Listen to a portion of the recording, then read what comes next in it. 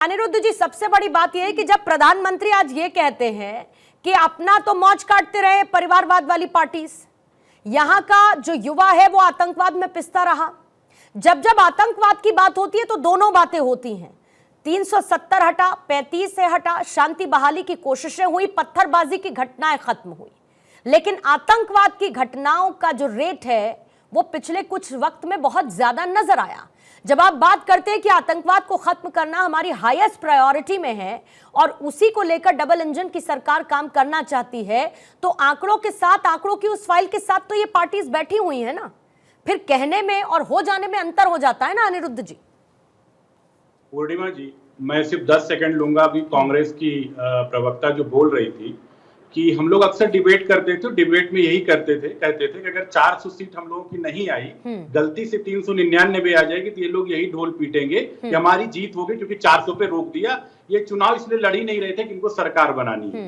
एक बात। दूसरी चीज, ये प्रधानमंत्री जी ने बहुत अच्छा कहा आज कि जम्मू एंड कश्मीर का जो हालत हुआ है वो आप देखिए 1947 से 1965 तक क्या थे, प्राइम मिनिस्टर थे वहां पे, यानी कि, और उसके बाद में 1965 के बाद चीफ मिनिस्टर, और हुआ कौन, वही शेख, वही अब्दुल्ला, वही शेख, वही उमर, वही फारूक, वही महबूबा और वही मुफ्ती।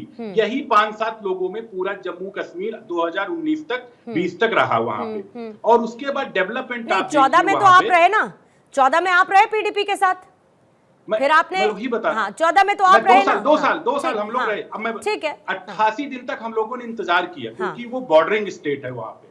88 दिन तक, 88 डेज तक वहां वेट किया गया कि भैया आप ही लोग सरकार बना लो, पीडीपी, कांग्रेस और एनसीपी मिलकर सरकार बना लो। 88 दिन जब वेट किया गया तो एक कॉमन मिनिमम प्रोग्राम बनाया गया। उसमें प्राइम मिनिस्टर ने, बीजेपी के कई बड़े लीडर ने बहुत स्पष्ट रूप से सफाई दी कि भाई एक समय के बाद हमारा इनका नहीं निप पाया क्योंकि इनकी जो दास्ता अलग थी, हम लोग की अलग थी, क्योंकि हम राष्ट्रवादी विचारधारा के थे, हम लोगों का नहीं निप पाया, हम लोग अलग हो गए। क्योंकि 88 डेज हम लोग वेट किए वहां पे कि भाई सरकार आप लोग बना लीजिए क्योंकि बॉर्डरिंग स्टेट हम ऐसे खाली नहीं छोड़ सकते। लेकिन 1947 से लेकर और 2019 तक इन्हीं लोग 5 परिवारों में रहा। आज की स्थिति ये लोग क्या है, अपने बच्चों को लंदन स्कूल ऑफ इकोनॉमिक्स में पढ़ाएंगे, कार्नेगी मिलॉन में पढ़ाएंगे, पेंसिल्वेनिया में पढ़ाएंगे, और वहां के बच्चों कहेंगे भैया पत्थर फेंको हम आपको 100 रुपया देंगे। वहां के बच्चों कहेंगे AK-47 उठाओ हम 100 रुपया देंगे। और अपने बच्चों को तो पॉलिटिकल उसमें भेजेंगे, अपने बच्चे को लंदन स्कूल ऑफ इकोनॉमिक्स से पढ़ाएंगे कि बेटा तुम JP मॉर्गन में नौकरी करना और इनको जो पत्थर फेंकने दो, इनको आतंकवादी बनने दो, इनकी इंटाइटल। और दूसरी चीज है परिवारवाद क्या होता है। लोग कहते हैं ये लोग इंटाइटलमेंट है, भाई चीफ मिनिस्टर कैंडिडेट कौन होगा, इन्हीं के परिवार से होगा। प्राइम मिनिस्टर कैंडिडेट कौन होगा, गांधी के फैमिली से होगा। चौथा, दूसरा, तीसरा कोई नहीं हो सकता है। अगर आप उत्तर प्रदेश देख, कहीं भी इंटाइटलमेंट जो होता है वो फैमिली होता है। भाई किसी के फादर सांसद है, उसका बेटा सांसद बनता है। ये बात आप कई बार, ठीक है, ये बात बीजेपी कई बार बता चुकी है, बिल्कुल ठीक बात है। ये डेफिनेशन आप लोग कई बार कोट कर चुके हैं, लेकिन इस पर ओनिका जी कुछ टेक रखना चाह रही है। ओनिका जी 20 सेकंड में प्लीज अपना काउंटर रखेगा मैम, फिर बाकी 2 मेहमानों के पास जाना है। थैंक यू पूर्णिमा जी। देखिए फिर नैरेटिव वो परिवारवाद या विदेशी, इनका यही है। ये बहुत डिंगे मारे ना, बाहर के स्कूल में पढ़ते हैं। आपके राज में 4400 स्कूल क्यों बंद हुए जम्मू कश्मीर में? नहीं, लेकिन ये बताइए ना। नहीं, ओनिका जी सॉरी मैं इंटरप्ट कर रही हूँ आपको, लेकिन जो इन्होंने कहा वो गलत थोड़ी कहा, ये तो सच है ना। मैं आपको नाम गिना देती हूँ, कौन कौन किसके स्कूल में पढ़ रहा है, कौन कौन किसके स्कूल में कहाँ पढ़ रहा है, मैं आपको बता देती हूँ ना। मैं आपको ये भी बता देती हूँ, इसी बात का तो जिक्र प्रधानमंत्री ने किया है, इसी बात का जिक्र किया है ना मैम। अगर फैक्ट नहीं है तो बता दीजिए मैडम। सिंधिया जी को क्यों लिया आपने साहब? अगर आप फैक्ट नहीं है तो आप बता दीजिए। खुद ही तो ला रहे हैं। अगर आप फैक्ट नहीं है मैम तो बता दीजिए। सुनिए मैम, आप परिवारवाद की बात कर रहे हैं, स्कूल पढ़ रहे हैं, सारे कांग्रेस के बंदे क्यों ले रहे हैं? आप परिवारवाद के सिंधिया साहब क्यों लिया इन्होंने, पवार साहब क्यों ले लिया? हम लेंगे भी, फिर ये गुणगान करेंगे हम तो। ठीक है, कैसी बातें करते हैं? होमवर्क करके आया करो, होमवर्क करके आया करो। आपको जम्मू कश्मीर में कुछ नहीं पता। आप इंटाइटल करते हैं उमर अब्दुल्ला सीएम कैंडिडेट होगी, वहां पे मुफ्ती मोहम्मद सईद की बेटी सीएम कैंडिडेट होगी, राहुल गांधी पीएम कैंडिडेट होते हैं, राहुल गांधी राष्ट्रीय अध्यक्ष बनेंगे, वही पार्टी कंट्रोल करेंगे। परिवारवाद ये होता है, इंटाइटलमेंट है। परिवारवाद ये नहीं होता है कि कोई आदमी किसी सरनेम से आता परिवारवाद हो जाता है। नड्डा साहब क्यों अभी तक हटाइए ना, टर्म तो खत्म हो गया आपके, तो चुनाव। अरे भाई नड्डा साहब इंटरनल मैटर है ना, आपने भी तो कितना, सुनिए ओनिका जी एक मिनट, अगर ऐसी बात है ओनिका जी सुनिए ना मेरी बात, अगर ऐसी ही बात है तो फिर आप लोगों ने तो राहुल गांधी को न जाने कितने समय तक मनाने की कोशिश की कि भाई आप पार्टी अध्यक्ष का पद ले लीजिए।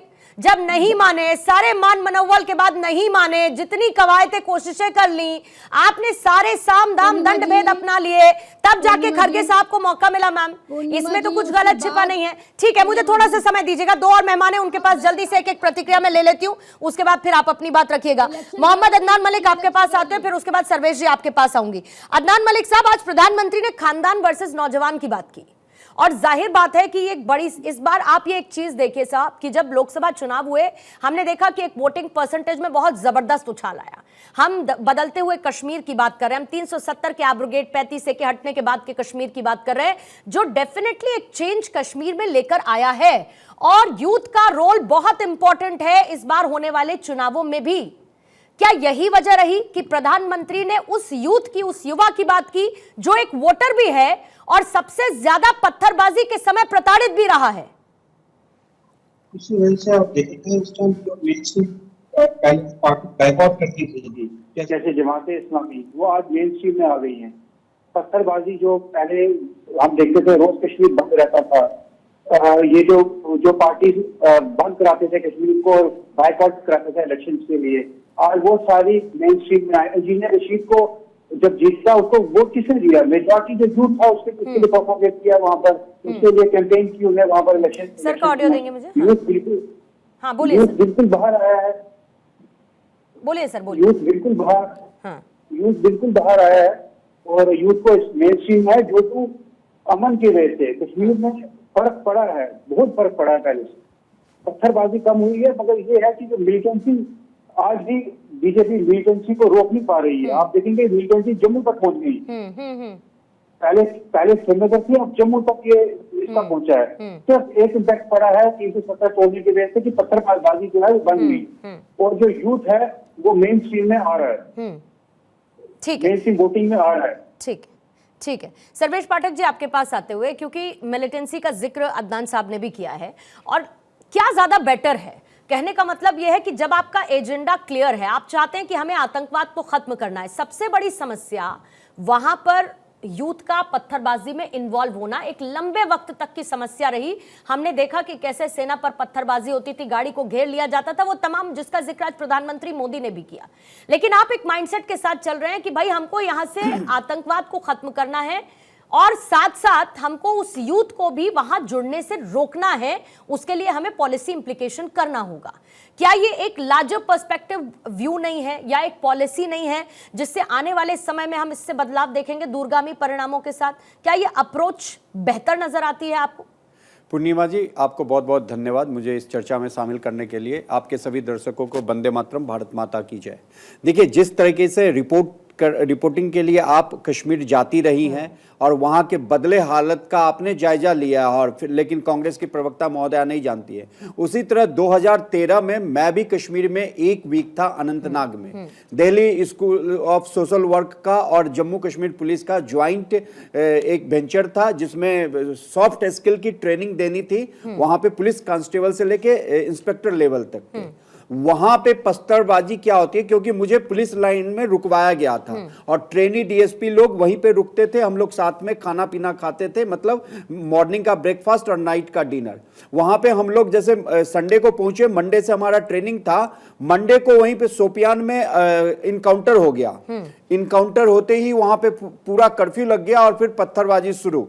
वहां पे जो ट्रेनी डीएसपी वो वहीं कश्मीर के लोकल थे, वो बताते हैं कि हमने 65 इयर्स ओल्ड लेडी को अरेस्ट किया है, और जब अरेस्ट करके पूछा कि आप ये पत्थर क्यों चला रही है, तो उनका जवाब था, बेटा शाम को 500 रुपए मिलेंगे तो क्यों नहीं करूं काम, क्या है काम, हमारे डेली पत्थर फेंकते हैं, 500 रुपए शाम को मिलते हैं। तो ये जो माइंडसेट थी इस चीजों को, उसके बाद दूसरे पॉलिटिकल पार्टी कहेंगे कि 10,000 लोगों को जो पत्थरबाज थे उसको छोड़ दिया गया। अरे उनको एक दिखाया गया, उनको मुख्य धारा में लाने की कोशिश तो कर रही है ये सरकार।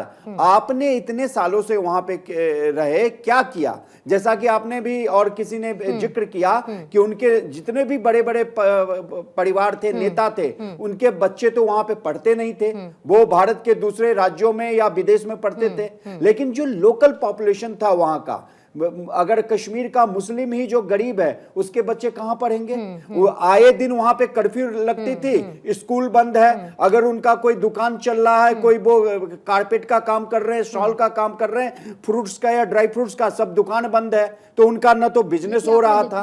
अभी आप देखिए कश्मीर में जाके किस तरीके से उनका बिजनेस भी फल फूल रहा है, उनके बच्चे स्कूल जा रहे हैं। जो आपने जिक्र किया था ओनिका जी, आपने जिस तरीके से अभी आइसक्रीम खाया था ना 2013-14 से पहले, वहां पे जाके राहुल गांधी जी खा के आते, तब आपको पता चलता कि किस तरीके से आइसक्रीम खाते थे वहां पे।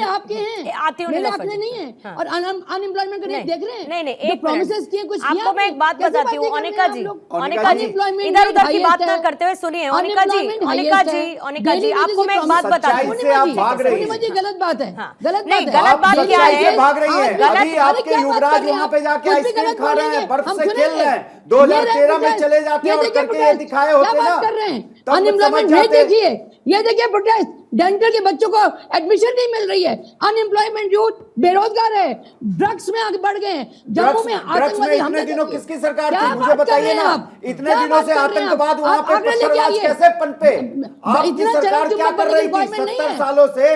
जो प्रधानमंत्री ने कहा 3 परिवार, वो सचमुच 3 परिवार वहां पे हावी था कि करप्शन बढ़ी हुई है। आप तो देख लीजिए, आप वहां पे बॉर्डर एरिया को आप डेवलप नहीं कर रहे थे, अभी 17,000 किलोमीटर से ऊपर का वहां पे प्रधानमंत्री ग्राम सड़क योजना में वहां पे सड़क बनी है। आप बात क्या कर रही है? बॉर्डर एरिया को तो आपने छोड़ दिया था।